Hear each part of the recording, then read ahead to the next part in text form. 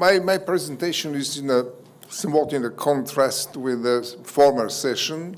First of all, it's not technical at all. And second, it is moving somehow astray from the line of fake news, fact check.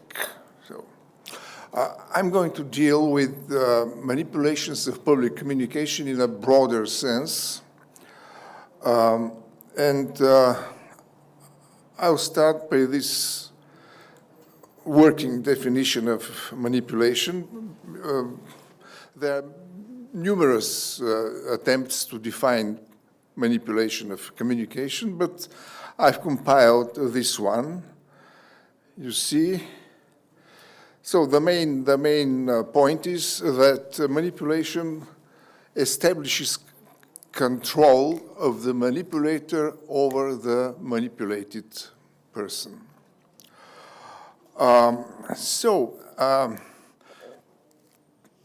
One of my messages is that it would be productive to differentiate between two kinds of manipulation, of communication, non-argumentative and argumentative. You see the list, which is by no means comprehensive, of non-argumentative manipulation, and then this is the list of the alternative, argumentative manipulation. My point is that in a somewhat normative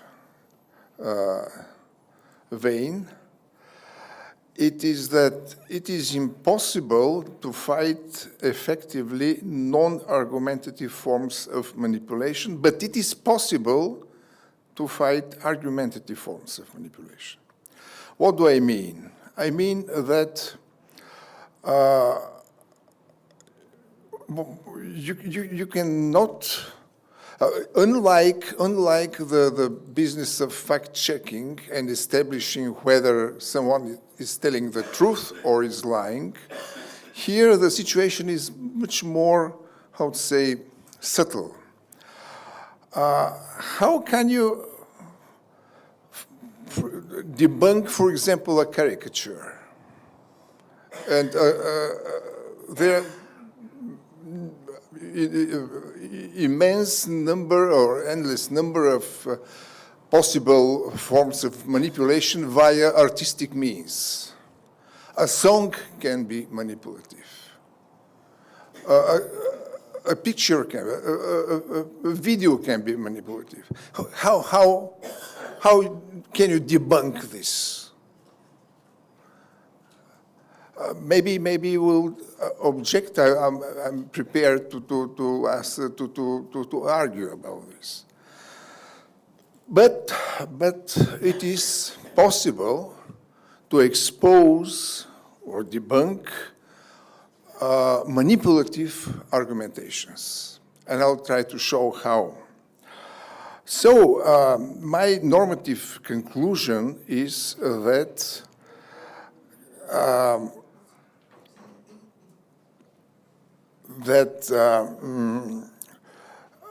concerning the production of legitimacy, the generation of legitimacy via public communication should be given priority in its argumentative form if we want to be effective against disinformation, against manipulation.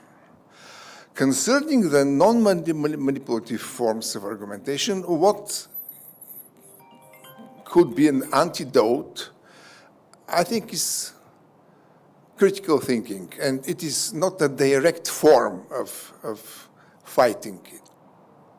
It's a very, very slow process of cultivating a culture of media literacy, critical thinking, and so on. But it's impossible to confront it directly. I mean, non-argumentative forms of manipulation. However, it's the other way around with argumentations. But before that, just a disclaimer that because of differences in the very, so to say, the very nature of argumentation, you can have non-manipulative alternative forms of argumentation. Someone mentioned, I think today, the abortion issue. So you can have argumentation pro and argumentation anti-abortion, both quite benign, quite non-manipulative, although they are contrary to each other. So my normative claim is that another front of fighting manipulation should be open, beside fact-checking. And this is a critical reflection on the very quality of argumentative communication. And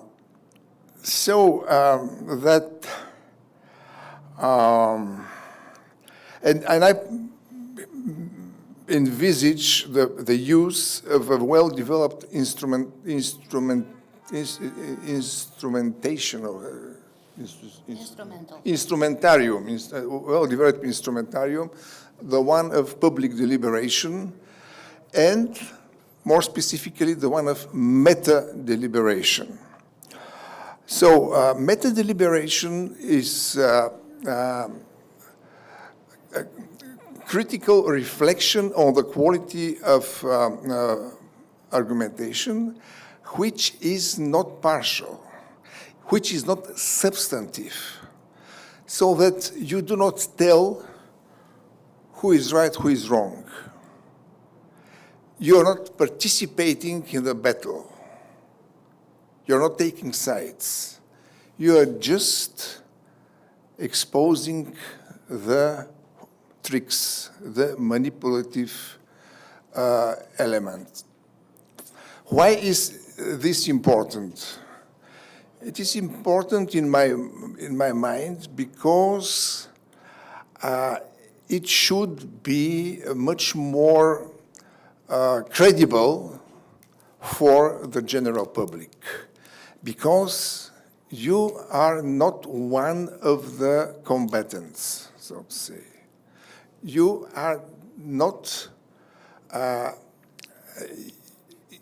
you do not have a particular interest in this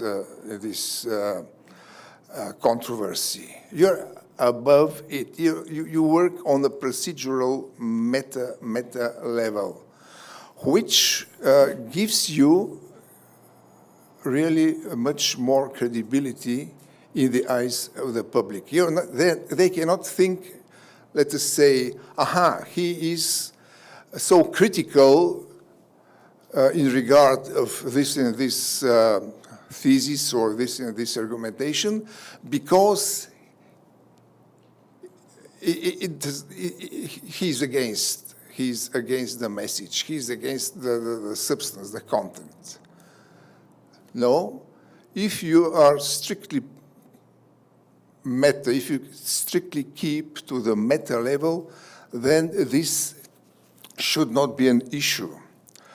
And yesterday we heard a very important, I think, lecture about the difficulty of dealing with various forms of co-opting fact-check activities. Concerning meta-deliberation, this cannot be an issue. No one can co-opt this.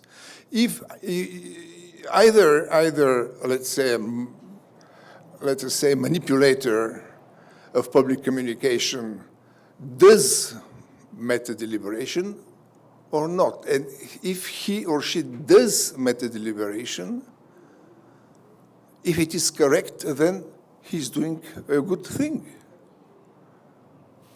I wonder whether it's clear what I say.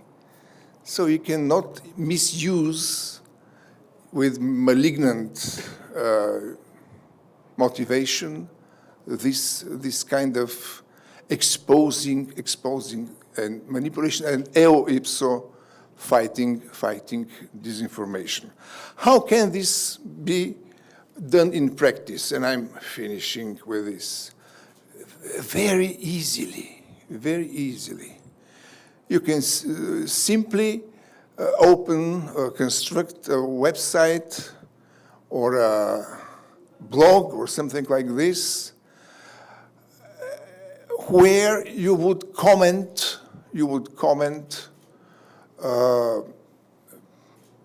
articles,